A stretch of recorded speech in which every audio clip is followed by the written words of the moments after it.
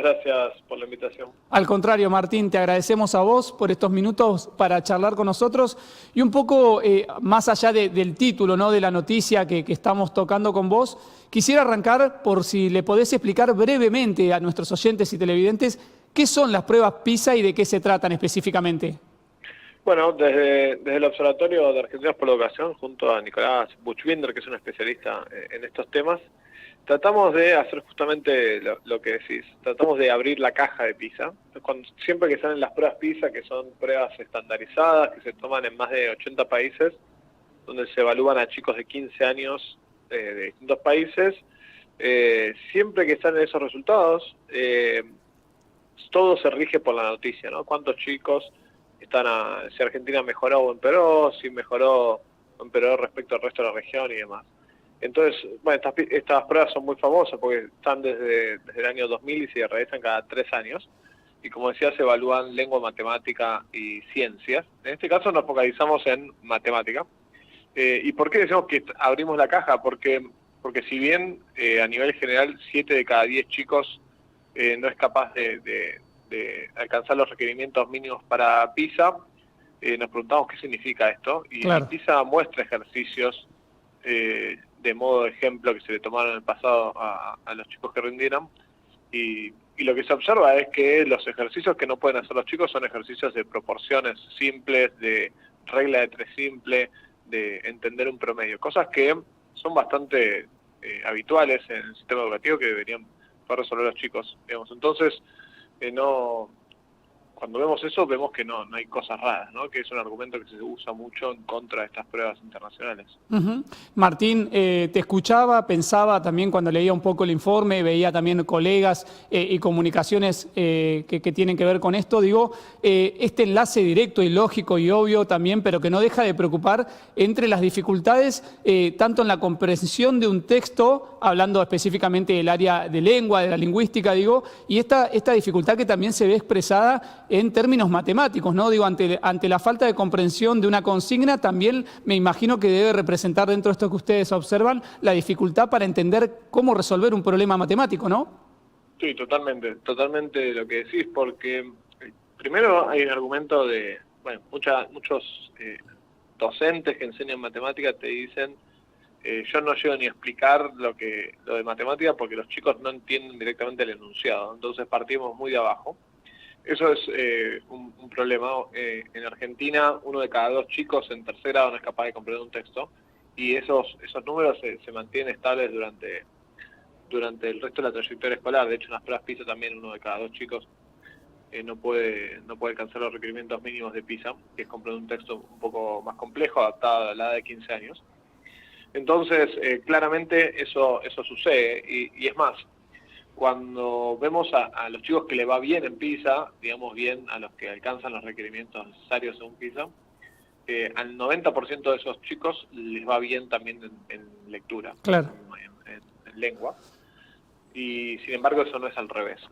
A los chicos que les va bien en lectura, solo a la mitad les va bien en matemática y a la otra mitad no les va bien en matemática. Claro. Entonces, bueno, claramente ahí hay una relación estrecha, ¿no? Claramente parte de los problemas de matemática pueden ser un candidato explicado por los que los chicos directamente no puedan entender una consigna. Sí, Martín, bueno, preguntas hay millones, ¿no?, para hacernos con este disparador, ni tampoco te pondría en el compromiso de que vos me expliques cómo, pero digo, un poco la solución viene planteada desde dónde, desde la mayor capacitación a los docentes, hay que revisar la cuestión curricular. ¿Qué se te ocurre a vos justamente desde el área de investigación de Argentinos por la Educación que puede ayudar a empezar a mejorar esta situación que estamos viviendo como país?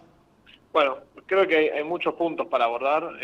Lamentablemente no hay un botón mágico que se toque y se solucionen todos los problemas, pero sí hay varios indicios de varios puntos que hay que ver.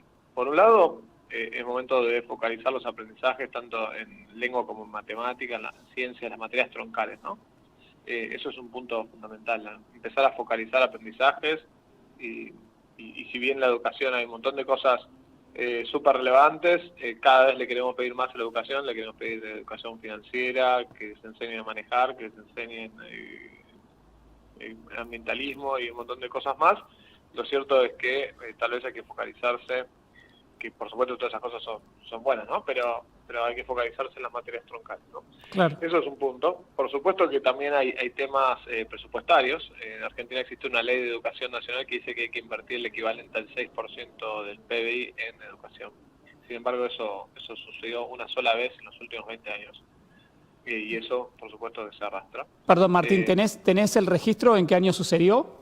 Sí, en el año 2015. Bien. Hay que recordar cuando hablamos de educación que 3 de cada 4 pesos que se invierten en educación lo ponen las provincias, 1 de cada 4 pesos los pone Nación, la administración nacional. Entonces, bueno, la educación ahí rompe grietas, ¿no? Porque esto es como un trabajo conjunto de las 24 jurisdicciones más Nación. Entonces, en el año 2015 se cumplió eso, hubo algunas metas intermedias que se cumplió, como fue 2009 y 2013, donde eran metas para tratar de llegar al 6%, pero después nunca más, y de hecho el último dato disponible que tenemos nos muestra que se ejecutó el 5% del PBI, es decir, todos los años se va subejecutando un poco en educación, y eso a la larga pasa factura, ¿no? Claro. Entonces, eso por supuesto es otro de los puntos. Después hay un montón de otras cosas más que podríamos charlar, como por ejemplo que las condiciones laborales de los docentes del nivel primario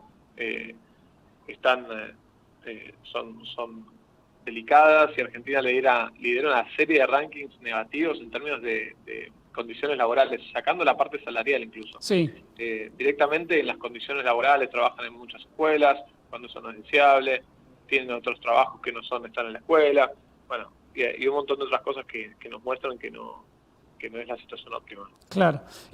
¿Sabés qué pensaba también, Martín, en la previa a este contacto con vos? Si nos podías realmente poner en conciencia de cuánto ha incidido, más allá del contexto político, económico que atravesamos y que se atraviesa de manera, podría decirse, circulante, ¿no? Con cada gobierno que ha pasado y que ha tenido su oportunidad en nuestro país. La pandemia, ¿en cuánto porcentaje, mejor dicho, se puede indicar que ha influido también en esta situación? Bueno, es buena la pregunta porque la pandemia puso tal vez a la educación arriba de la mesa, dado que sobre todo las familias se dieron cuenta del trabajo de los docentes y se vieron ahí enfrentados a esa situación con el cierre de la escuela y demás. Lo cierto es que cuando se ven pruebas internacionales, al menos por ahora, en las pruebas PISA, Argentina fue una excepción en términos de que no cayó prácticamente, en términos estadísticos, respecto a los años prepandemia, a diferencia de lo que sí pasó con la mayoría de los países que sí cayeron después de la pandemia. Sin embargo, hay que marcar, y esto no es menor, que Argentina es de los países que peor le va en las pruebas PISA, ¿no? Entonces, y como de vuelta participan 81 países participaron en la última edición, que fue en 2022. Sí, sin embargo, cuando se analizan pruebas locales, ahí sí se registró una pequeña caída después de la pandemia, ¿no? Pero eso también de vuelta todo contextualizado en que Argentina está en niveles muy bajos, incluso comparativos con la región, ¿no? Nombraste 81 países que participan y me interesaría saber el dato de en qué puesto se ubica, lógicamente, Argentina con todo esto. Bueno, Argentina se ubica en los puestos más bajos, depende de la asignatura, por supuesto, pero Argentina está cerca del puesto 70, dependiendo de la asignatura, ¿no? Pero generalmente camina por esos... Por el final de la tabla. Claro. Por el final de la tabla, sí. Martín, bueno, como decís vos, el tiempo nos es tirano en este sentido, como se suele decir, el tema es muy amplio y muy interesante escucharte, así que te repito el agradecimiento, pero me gustaría cerrar, me considero una persona dentro de todo optimista y justamente apelo a tu conocimiento para saber, de acá a cuánto tiempo y de qué manera podemos comenzar a tratar de salir justamente de este resultado que estamos viviendo y que se está haciendo cada vez más visible en cuanto a la educación de nuestros niños y jóvenes que luego van a ser los adultos de nuestra sociedad, ¿no? Bueno, creo que diste en el clavo cuando arrancamos la nota, ¿no? Es importante que esto se visibilice, que se hable de esto, que educación escale como una prioridad a nivel nacional, ¿no? Si la educación, si bien todos decimos que nos importa mucho, si nos importan mucho más otras cosas que la educación, entonces muchas cosas no van a cambiar, porque simplemente no están ni siquiera en la agenda del cambio, ¿no? Entonces, bueno, tal vez escalar el debate educativo y que nos importe y que nos preocupen cuando salen y nos ocupemos cuando salen datos preocupantes o cuando la realidad bueno, se ve contraria en términos educativos. Bueno, dar esa batalla es tal vez es empezar a dar la solución al problema de fondo, ¿no? Claro, Que se cambien los resultados educativos, tanto no solo en términos de calidad, sino también en términos de trayectorias a nivel general. claro.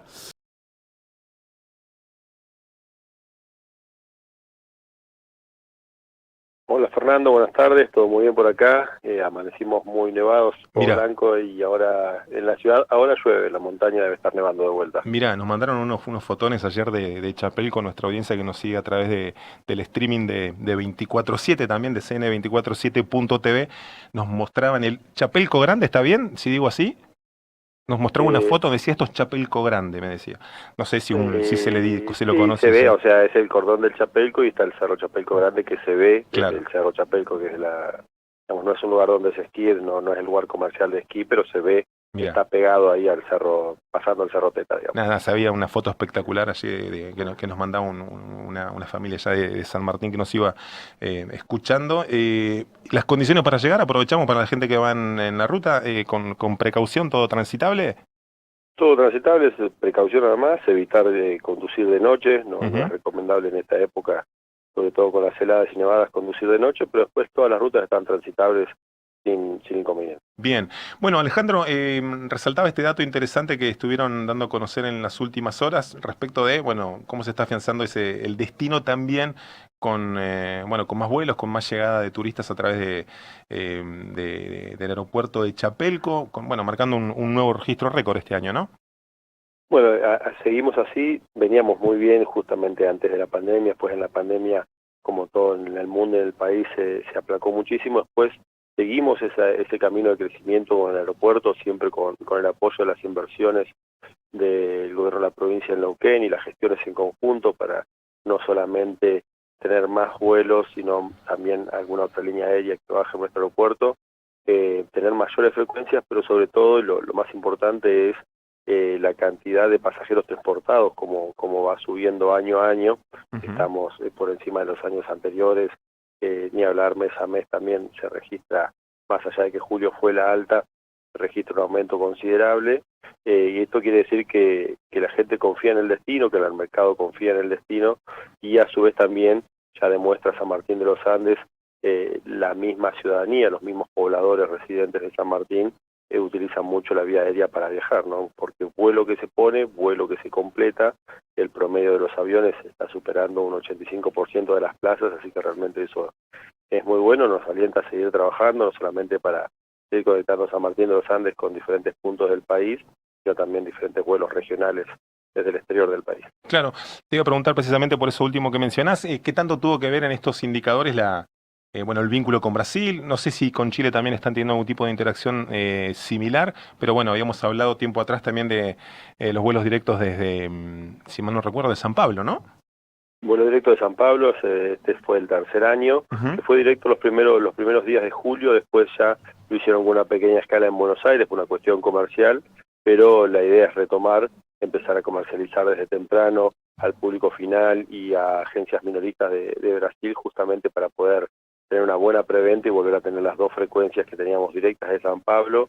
Hay gestiones que se realizan en conjunto con Neuquentura, el Ministerio de Turismo de la provincia y Cerro Chapelco para otras líneas aéreas que viajen, por ejemplo, desde Santiago de Chile, desde Montevideo. Bueno, la realidad es que las intenciones son varias, obviamente que después entran en juego varias cosas, como la viabilidad de la ruta por parte de las empresas, la viabilidad que le dé a la ANAC, y después también, obviamente, más allá de todo el crecimiento, las obras necesarias que son vitales para el aeropuerto, ¿no? Para seguir ampliando la capacidad de recibir más aviones en una franja horaria que es la franja horaria comercial más usada, que es entre las 9 de la mañana y las 5 de la tarde, ¿no? Claro, claro.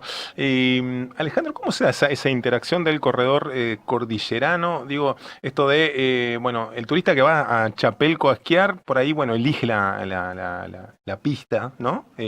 Como así otros que van a otros destinos, pero se da esa interacción de gente que, bueno, hace parte del corredor sur de la provincia, va hasta San Martín, agarra Siete Lagos, va a Villa, va a San Carlos de Bariloche.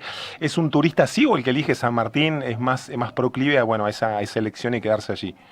Últimamente se ha dado eso, bueno, obviamente esta temporada, una temporada bastante extraña, que lejos estamos de tener los números de temporadas anteriores, pero se ha dado este fenómeno de gente que ha venido y ha estado 3 o 4 noches acá, 2 noches allá, o viceversa. Normalmente el turista de invierno elige un lugar, un centro de esquí, y se queda normalmente toda la semana, si es que viene a esquiar toda la semana, ¿no? Y hace eso, y después puede que un día lo tome para visitar alguna otra localidad cercana, pero sí interactuamos muchísimo con Villa Langostura, con Traful, con Junín, con Pegüeña también, con Patemaguida. Se interactúa mucho, sobre todo durante todo el año, por el circuito que hace la gente, que baja de la 40, que viene para acá y sigue por Siete Lagos, uno de los tramos de la 40, los más lindos de la Argentina. Así que realmente se interactuó muchísimo, y esta temporada se dio eso, ¿no? De que hubo gente que vino a San Martín, luego iba al Valle a Villa Langostura, y después a veces lo que hacía era entraban por el aeropuerto Aviador Carlos Campos, nuestro aeropuerto aquí, y salían por Bariloche. Claro. Estamos hablando con Alejandro Apaolaza, el secretario de Turismo de San Martín de los Andes, aquí en la provincia de Neuquén. Alejandro, tema precios, tema actividad económica, bueno, estrategias que estén implementando, financiamiento, cómo se la están rebuscando las pymes de la ciudad, bueno, el complejo turístico. Contanos un poco ese escenario, bueno, en medio del contexto económico que está en el país, ¿no? Sí, bueno, no estamos exentos a lo que es la percepción, la situación económica del país, la retracción del consumo se siente mucho. El otro día, analizando junto a todos lo que lo hacen a nivel país, no a nivel global, está más o menos un 13,7% debajo de lo que es la temporada anterior. Eso se siente muchísimo, nosotros más o menos estamos en eso también, y después estamos tratando de implementar junto con los centros de esquí, con Neuquén Tour y el cerro, todo el sector privado, algunas estrategias ya para lo que queda de septiembre, y de llegar a ofertas, de tentar sobre todo al público cercano del Alto Valle, del Río Negro de Neuquén, claro. Para lo que queda del invierno, que es la temporada hasta el 30 de septiembre, pueda llegar a venir y disfrutar de la nieve, no solamente hacer algún deporte sobre tabla, sino algún paseo, alguna caminata, alguna excursión lacustre, las excursiones terrestres también, que las rutas ahora ya están abiertas. Cerro Chapelco, por ejemplo, a partir del 15 de septiembre tiene lo que es el curso de residentes, que es una semana completa de esquí o snowboard para residentes de las provincias de Río Negro y de Neuquén, o sea, de cualquier parte de Neuquén y cualquier parte de Río Negro, una tarifa totalmente diferenciada. Si ustedes entran a la página web de Cerro Chapelco lo van a encontrar, y es súper conveniente, porque puedes elegir el paquete completo con pase, equipo y clases, o simplemente alguna de esas cosas. Si es que vos ya tenés, por ejemplo, equipos, no contratás equipos y así que... ¿Y la baja de cuánto es ahí en promedio del precio? ¿Cómo? El precio, ¿cuánto mejor es en promedio, digo, en porcentaje aproximadamente? 30% por lo menos abajo, seguro. No lo tengo claro ahora, pero 30% abajo seguro es muy conveniente. Si entran y chequean en la página web lo van a ver, y está muy bueno. Es algo que lo hace siempre, todos los años, Cerro Chapelco, a veces hasta 1 o 2 veces por año. Este es el segundo, lo hicieron a principio de año y ahora lo están haciendo de vuelta, a principio de temporada, perdón. Y después ya estamos trabajando también junto con el Ministerio y con Neuquén Tour en lo que es promoción para la temporada media-baja, que es la primavera, y ya poniendo los cañones, enfocando los cañones al verano, ¿no? Al próximo verano. Claro, bueno, y la primavera, que también tiene ese otro atributo. A mí se me complica, obviamente está clarísimo que es baja y alta, ¿no? Pero digo, yo me voy a la cordillera en primavera y por ahí no estamos en una temporada alta, y es en esa transición, y el paisaje es alucinante, el clima es otro, bueno, son esas otras oportunidades, ¿no? Sí, bueno, es la suerte que tenemos los que vivimos acá, que tenemos en las 4 estaciones totalmente diferentes y bien marcadas. La Ni hablar. primavera es bien primavera, tenemos un verano alucinante, el otoño, bueno, con los colores en la montaña, que es increíble, y el invierno todo pintado de blanco, ¿no? Así que Claro. tenemos para disfrutarlo todo el año nosotros. Está muy bien. Alejandro, abrazo grande, muchísimas gracias por estos minutos, ¿eh? Que tengas buena tarde. No, muchísimas gracias a ustedes, a disposición, y bueno, los esperamos cuando quieran por aquí. Muchas gracias.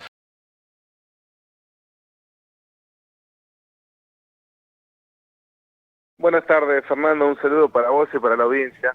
Bueno, hacía esa reseña, ¿no? De parte de los antecedentes, al menos lo primero se me vino a la memoria, y lo que talla en buena medida a la hora del análisis, terminamos en el porqué, ¿no? Porque la continuidad, hay situaciones un tanto inéditas a nivel nacional, digo, esto de, bueno, un gobierno que está haciendo un esfuerzo económico importante para lograr sostener esta avanzada inflacionaria sobre los salarios del sector estatal, en este caso de los docentes, y una respuesta un tanto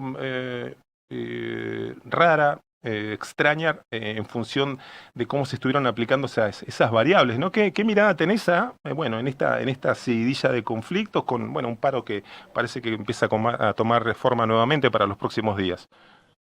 Bueno, coincido con la reseña que hiciste en la introducción porque hay mucha desinformación todavía. Yo creo que 1 o 2 veces salí en tu programa conversando con vos respecto de qué era lo que había aprobado la legislatura, porque todavía hay algunos que creen que nosotros aprobamos un descuento sobre los salarios docentes, y hay que reforzar esta idea porque yo creo que el conflicto fue mutando y hoy no sabemos bien Claro. cuál es el fundamento del conflicto, ¿no? Nosotros, allá por julio, si mal no recuerdo, de este año, lo que aprobamos en la legislatura es un adicional, un plus por ir a trabajar todos los días del mes o del trimestre, con un mínimo de faltas, por supuesto, del 15% mensual que se liquida en forma trimestral. Es decir, aquella persona que falta en forma justificada, su sueldo lo va a cobrar de acuerdo a lo que acordó su gremio por paritaria. Lo que se establece acá es un adicional del 15% por encima de ese salario. ¿Y por qué lo hicimos? Bueno, en primer lugar, porque efectivamente hay algo para trabajar en materia de ausentismo docente, o de presentismo, según de qué parte se lo mire. Y eso lo planteó el propio gremio, que cuando vino a la legislatura, dijo que la solución no era un adicional, sino que la solución era investigar, denunciar a los médicos y psicólogos que hacen certificados truchos y demás, cosas que también hizo el gobierno de la provincia, pero a diferencia de lo que hicieron otras provincias que directamente establecieron un descuento por no ir a trabajar, nosotros entendíamos que era una buena postura, un buen mensaje, transmitirle a la docencia neuquina que no es lo mismo ir que no ir, que aquel docente, que es la mayoría, más del 75% de los docentes, que dejan el alma en las aulas, que muchas veces hacen de contención de un montón de situaciones que no están estrictamente vinculadas a la docencia, muchas veces alejados de la capital, que también tiene que ver en cómo se da clase y demás, sienta que no es lo mismo ir que no ir. Y entonces dijimos, bueno, a esos docentes vamos a pagarle más.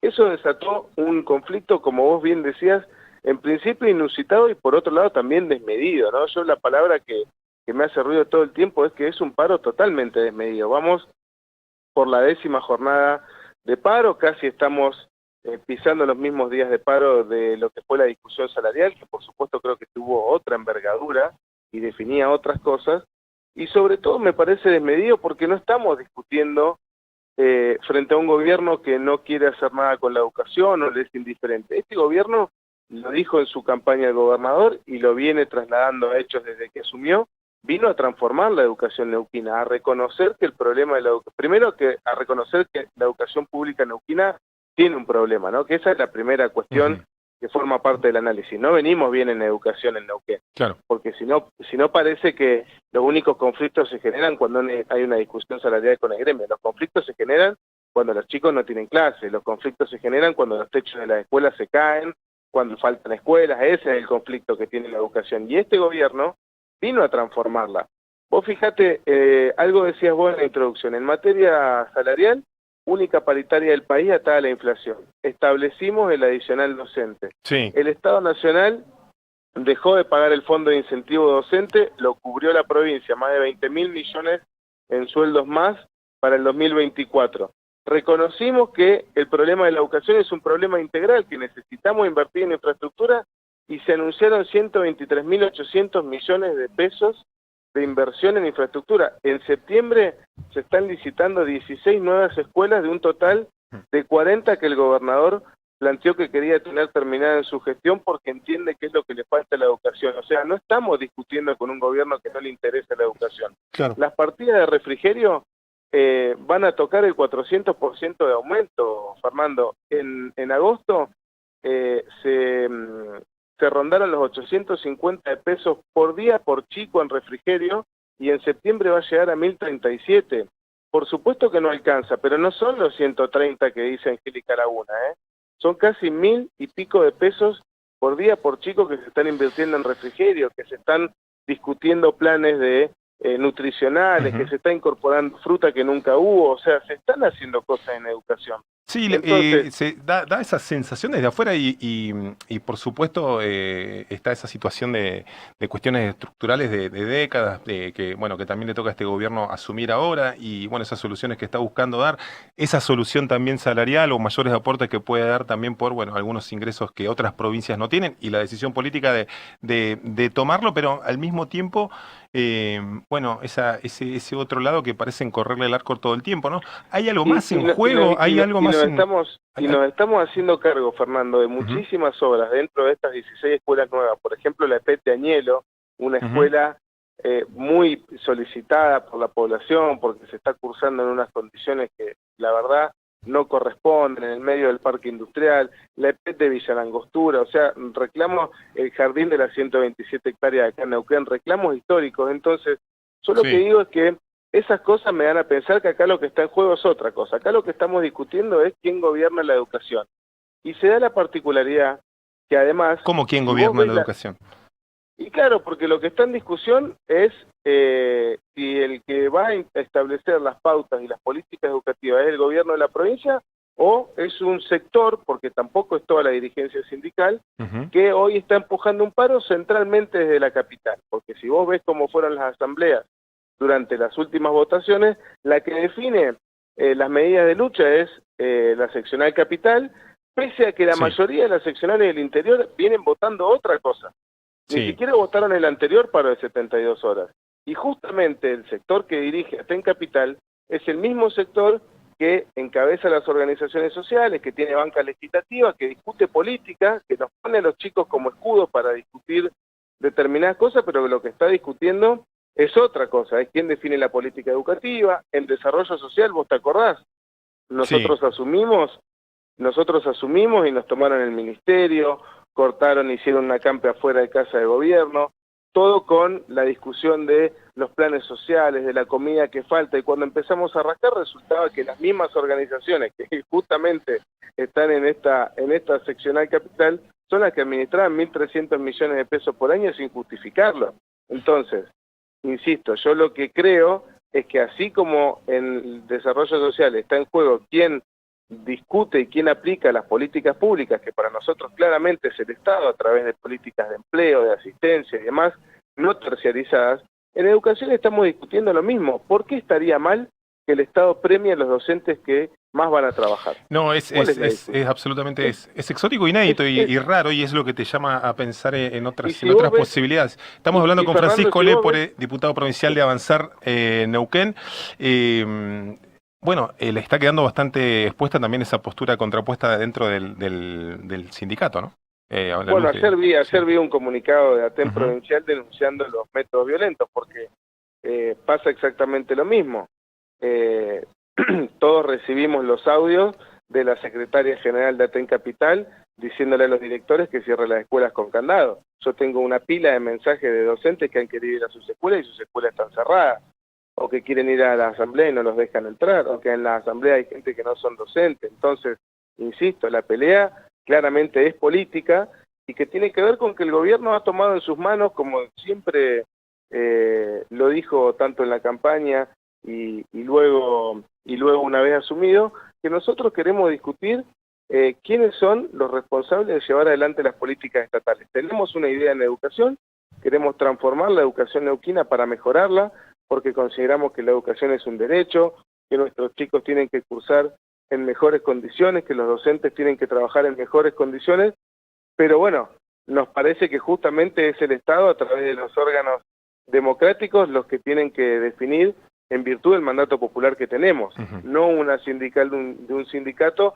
que además si vos ves los pliegos de reivindicaciones con los cuales fueron a la mesa de negociación, que también le cuestionaban al gobierno que no había mesa y finalmente hubo mesa de negociación, el presentismo o el adicional era un punto perdido en 15 puntos que ni siquiera son resorte del Poder Ejecutivo Provincial. Sí, daba esa sensación también, esto de que, bueno, de que arrancó por ese tema como disparador el conflicto y que, bueno, había cierta buena predisposición, de hecho la hubo y hicieron como un mejoramiento de esas condiciones o aclaraciones, mejor dicho, respecto del impacto que iba a tener ese plus sobrado en la legislatura, pero bueno, de inmediato también agregaron como una serie de peticiones, sectores del sindicato que, bueno, parecerían embarrar un poco la cancha, ¿no?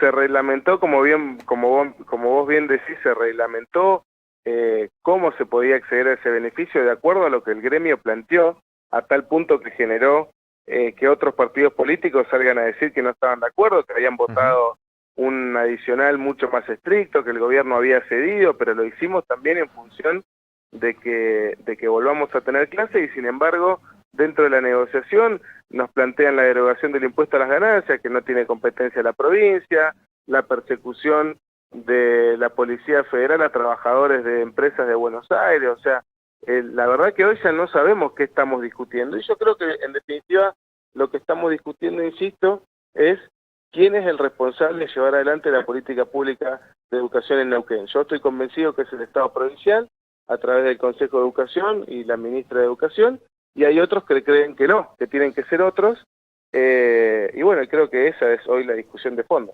Francisco, por lo que se sabe, digamos, no hay convocatoria alguna del gobierno, digo, o de alguna instancia de conciliación, digo, en las últimas horas, ¿no? Otra más, Pasa digo, que ¿no? el gobierno no tenía por qué convocar una mesa de negociación, porque se estaba discutiendo una medida que dictó el Poder Legislativo en uso de sus atribuciones, que no afectaba ningún derecho porque no se establecía ningún tipo de descuento ni empeoramiento de las condiciones laborales. De hecho, el gremio planteó que era inconstitucional y sin embargo no se presentó ante la justicia porque sabe que no es así. Sin embargo, le dio una mesa de negociación al gobierno, accedió a los puntos que se plantearon, el gremio ratificó en esa mesa el acuerdo y después fue a las asambleas y las perdió. Entonces, ¿por qué debería el gobierno convocar a otra mesa? Claro. Yo creo que la negociación ya está agotada, no veo que haya más margen de negociación. Y no veo que haya más para mejorar, digamos. No podemos invertir más en infraestructura de lo que estamos prestos a invertir. Las partidas de refrigerio, no sé si mucho más se pueden aumentar. Insisto, vamos a pisar el 400% de aumento desde que asumimos hasta hoy. Por lo tanto, creo que los que fogonean este conflicto se tienen que hacer cargo y resolverlo. Francisco, gracias, ¿eh? No, gracias a vos. Un abrazo. Un abrazo, que tengas buena tarde.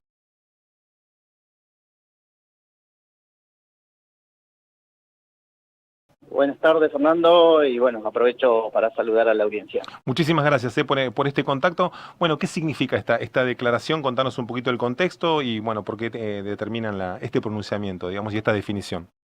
Bueno, creo que lo que hizo la universidad es que en su conjunto ve la situación problemática que están atravesando las universidades nacionales, por eso por unanimidad emitió una declaración. Y esa declaración no tiene ni más ni menos que ratificar los problemas que está teniendo para el funcionamiento de la universidad y que no tiene que ver con los fondos de funcionamiento específicos, sino en este caso centralizado en la pérdida salarial que ha tenido todo el sector docente y no docente y que ve que en otros sectores se ha ido corrigiendo, inclusive dentro de la administración nacional hay una diferencia enorme entre las otras áreas comparado con la pérdida de prácticamente un cuarto que tiene el sector docente y no docente. Entonces, bueno, la universidad lo que hizo es acompañar el reclamo intersindical, que no solo está respaldado por los gremios docentes y no docentes, sino también por la Federación Universitaria del Comahue. Y esto habla de lo que avisora el sector estudiantil, donde se sabe que si no hay salarios dignos, no hay educación de calidad. Claro, claro, habíamos hablado con la gente de ADUN también que nos comentaban, bueno, ¿hoy es el segundo día de paro o fue ayer, el de esta semana? Ayer Fue. sí. Esto fue martes y miércoles, donde cada vez es más contundente la adhesión, y tiene que ver con esto, donde los docentes que a pesar de que su salario todavía le permite, aunque tiene que hacer ajuste, pero le permite llegar, porque hay mucha antigüedad, más de 25 años de antigüedad, máxima categoría, digamos, pero ven que sus compañeros, los que ingresan, no tienen pocos años dentro de la institución, están cobrando salarios que están por debajo del índice de pobreza. Claro, claro. Y también las dificultades para establecer algún tipo de salida a este reclamo, ¿no? Nos decían una caída del poder adquisitivo en torno a 60 puntos, ¿no? En lo que va del año. Exactamente, si sumamos desde diciembre hasta lo que va del año son prácticamente el 60%, y que comparado con la inflación que todos conocemos. Claro. Y esto se suma también a que no se corrigió, a pesar de que estamos recibiendo en estos sismos las partidas con el 270%, que hemos tenido un refuerzo, permitió parar la caída, pero la inflación continúa y eso está estabilizado, o al menos en las resoluciones que tenemos, que es mes a mes, pero las resoluciones hasta fin de año, permitió en parte parar la caída, cubrir el déficit que se venía generando, hasta el punto de que hoy pudimos recién presentar la propuesta de distribución presupuestaria, pero siempre con la incertidumbre de si vamos a llegar o qué va a pasar, porque la inflación continúa y los fondos no terminan alcanzando, porque los transformamos en pase de plata desde Nación hacia las proveedoras de los servicios, principalmente aquellos que son básicos. Claro. Bueno, un poco la coyuntura que estuvo tallando, me imagino que, haciendo malabares para pagar la cuestión energética, ¿no? La tarifa y asumir los gastos de funcionamiento de la UNCO, ¿no? Sí, que es lo que hoy el gobierno garantiza, por eso decimos que esto es pasar la plata, pero para funcionar las universidades, esa es una parte, lo más importante, tiene que ver con investigación, extensión, con docencia. Cuando hablamos de investigación estamos hablando de los proyectos propiamente dichos, pero también las becas de iniciación, las becas de perfeccionamiento, las becas estudiantiles para investigación, lo mismo para extensión. ¿Eso está cortado, Paul? Responde a lo educativo, académico, que tiene que ver con salidas de campo, con compra de insumos, materiales, arreglar o mantener en las mínimas condiciones lugares que se están deteriorando, porque tenemos, así como tenemos edificios que se han hecho en los últimos tiempos, tenemos edificios que desde donde se inició la universidad, inclusive edificios que van a cumplir 100 años, como el edificio histórico de la Facultad de Ciencias Agrarias. Estamos hablando con Paul Osobnikar, vicerrector de la Universidad Nacional del Comahue. Luego de la situación de esta semana, con las medidas de fuerza que habían estado lanzando los trabajadores allí en la UNCO, ¿hay algún viso de posible diálogo que sepan a esta altura de la tarde? En cuanto, nosotros esperamos ahora la reunión que tenemos la semana que viene del CIN, el plenario del CIN, donde todo esto va a terminar en reclamo unánime seguramente de todas las universidades. Estamos expectantes a lo que ocurra en el Senado con la ley de financiamiento educativo, esperando que si se aprueba en el Senado que no se vete, pero ya hemos sido demasiado optimistas en el tiempo y no hemos visto respuesta, entonces el pesimismo ronda por las universidades. Pero siempre con la esperanza de que se responda al acompañamiento que hizo la sociedad, las universidades, y que vean que la educación no es un servicio esencial, la educación es un derecho. Claro. Paul, esperemos que haya un tipo de alternativa para encaminar este reclamo que están haciendo allí en todas las universidades del país, y por supuesto vamos a estar siguiendo muy de cerca el día a día de lo que esté ocurriendo aquí en la UNCO. Muchísimas gracias por estos minutos. No, por favor, esperemos que para la próxima las noticias sean otras y que estemos funcionando, o al menos tengamos la proyección de poder funcionar, al menos en condiciones normales. Sabemos que siempre hace falta recursos, pero que te permite al menos tener previsibilidad, que es lo que hoy no tenemos. Esperemos que sea así, Paul. Muchísimas gracias. Saludos.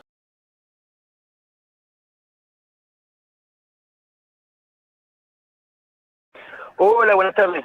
¿Cómo están? ¿Todo bien? Muy bien por acá. Bueno, queríamos indagar un poquito cómo está el tema de precios, cómo está el tema del consumo, si dio un salto más el precio de algunos cortes. ¿Qué estás viendo vos ahí detrás del mostrador de ahí en tu carnicería?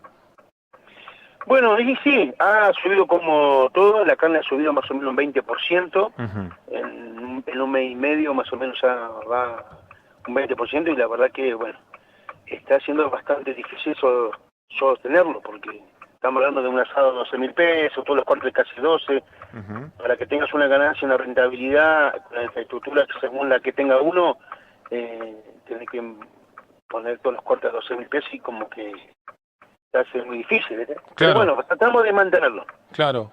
Me imagino que la gente rebuscándosela también para... se está modificando el hábito de consumo, otras opciones, otros cortes. ¿Cómo está ese tema? Sí. Antes siempre el asado vacío matambre, pero ahora hay opciones.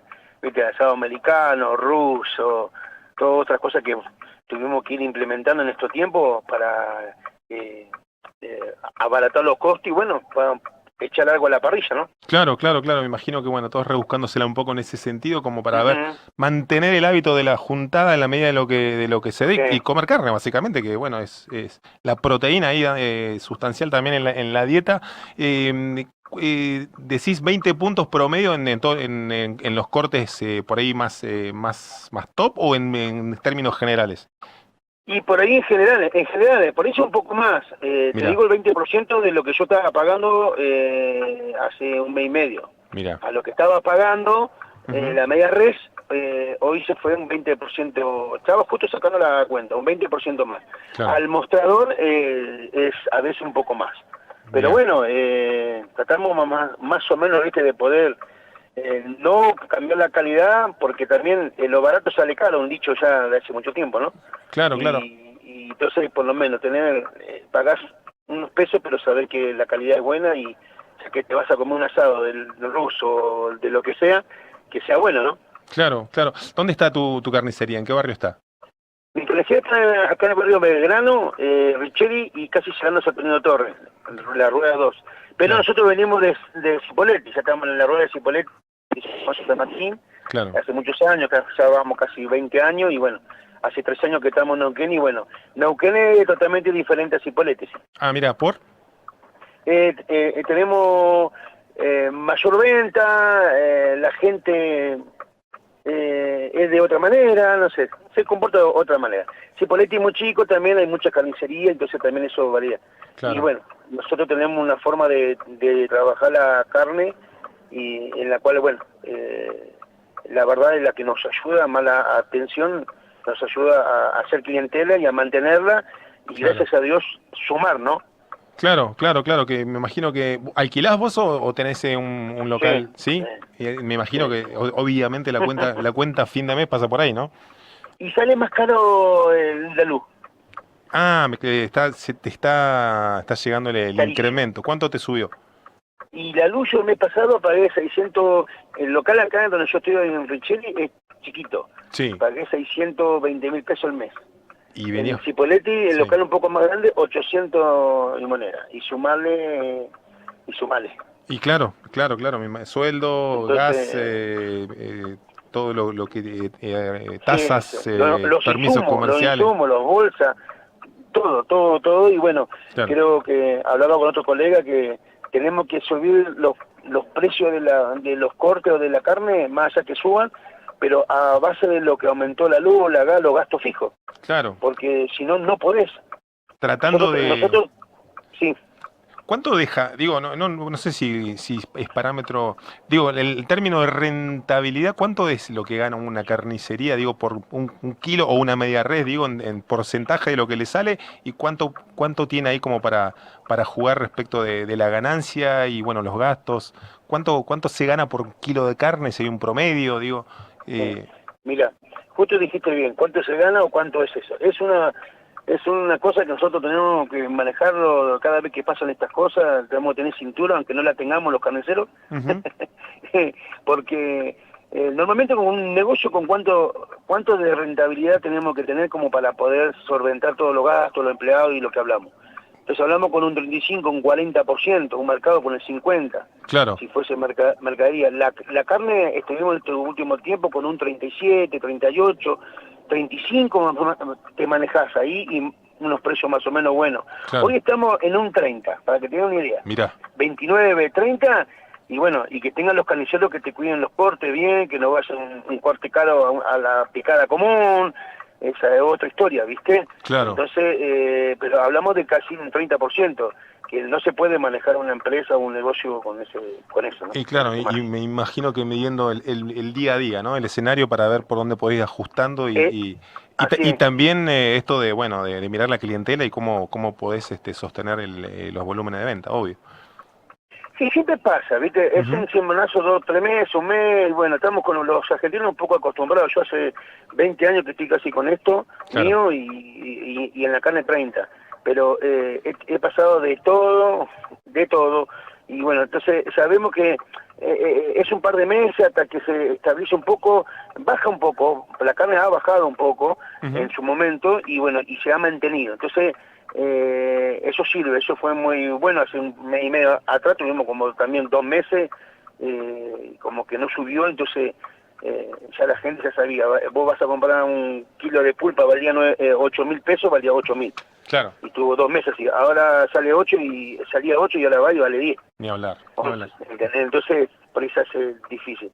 Bueno, pero en el caso mío, como tenemos fábrica de chorizo, sí, entonces eso también nos ayuda un montón en poder sostener el precio, ¿viste? Un poco, ¿viste? Jugar un poquito más de ganancia, hacer vos el que hacer los chorizos, tener más rentabilidad, entonces tenés que, ¿viste? A nivelarlo con eso un poquito como para pasar estos días, claro, ¿no? Estos tiempos. Se entiende, Pero otros no tienen eso y se hace difícil, amigo. Ni hablar que sí, seguro que sí. Gustavo, bueno, muchísimas gracias por este panorama y de primera mano. Está buenísimo saber cómo llevas tu negocio y bueno, la suma y la resta que hace una pyme o un laburante también para sostener el laburo y bueno, también la atención ahí con tu clientela y también, bueno, saber cómo viene la mano con los precios. Muchas gracias. Gracias a ustedes, que tengan muy buenas tardes. Gracias. Igual para vos, muchas gracias.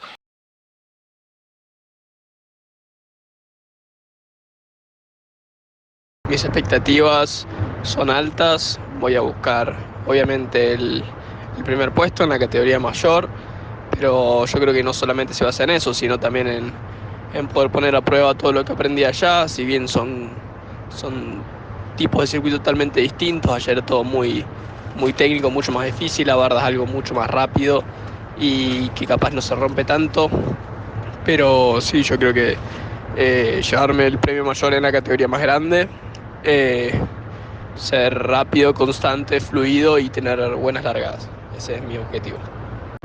Sí, la verdad que fue una experiencia tremenda, estoy muy contento con todo lo que mejoré y todo eso. Yo creo que ambas por igual. Fue algo que me cambió muchísimo siendo tan chico, viviendo allá solo en un lugar así como ese. Aprendí mucho de mí mismo, de cómo manejarme solo y bueno, también entrenando en ese lugar mi nivel subió muchísimo más. Comparado al primer tiempo que estuve allá, los chicos de punta me sacaban 10 segundos por vuelta, cosas así, y al final ya muchos de esos chicos incluso les gané, les recorté muchísimo, así que sí, mejoré mucho y yo creo que fue eso. Estoy muy ansioso de volver a correr acá, que son mis tierras, digamos. Y bueno, como te decía previamente, llevarme el puesto más alto en la categoría mayor va a estar difícil, obviamente, nunca es fácil. Pilotos bastante rápidos, con motos de mayor cilindrada, ellos corren con 450, yo corro con 250. Y ellos llevan entrenando en ese circuito hace mucho tiempo, así que sin duda va a ser un gran reto para mí y estoy muy ansioso por ver cómo sale. Así que nada, te mando un abrazo grande y gracias por invitarme al programa.